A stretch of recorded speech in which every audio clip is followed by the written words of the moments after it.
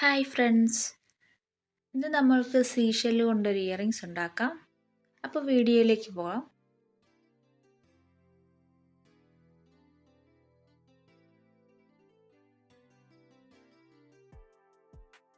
അപ്പോൾ ഈ ഷെല്ല് കൊണ്ട് ഇയറിങ്സ് മാത്രമല്ല മാല ഉണ്ടാക്കാം, ആംഗ്ലെറ്റ് ഉണ്ടാക്കാം, ബ്രേസ്ലെറ്റ് ഉണ്ടാക്കാം. ഈ പറഞ്ഞതിൽ ഏതെങ്കിലും നിങ്ങൾക്ക് ഉണ്ടാക്കി കാണിക്കണമെങ്കിൽ നിങ്ങൾ കമൻറ്റ് ബോക്സിൽ അറിയിക്കുക.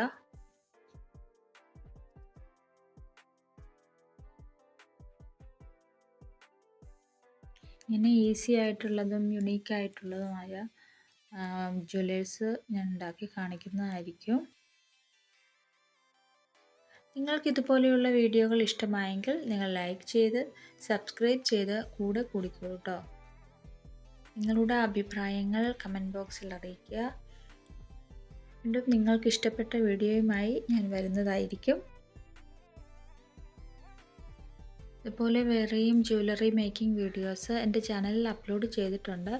അപ്പോൾ നിങ്ങളാരെങ്കിലും കാണാത്തവരുണ്ടെങ്കിൽ കയറി കാണുക, നിങ്ങളുടെ അഭിപ്രായങ്ങൾ അറിയിക്കുക.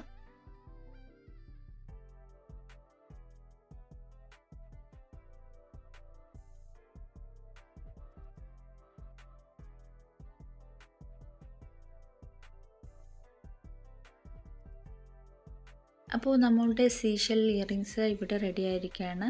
അപ്പോൾ നിങ്ങൾക്ക് ഇഷ്ടമായെങ്കിൽ ലൈക്ക് ചെയ്യുക, സബ്സ്ക്രൈബ് ചെയ്ത് സപ്പോർട്ട് ചെയ്യുക. അപ്പോൾ പുതിയൊരു വീഡിയോയുമായി കാണാം. Thank you for watching. Okay, by.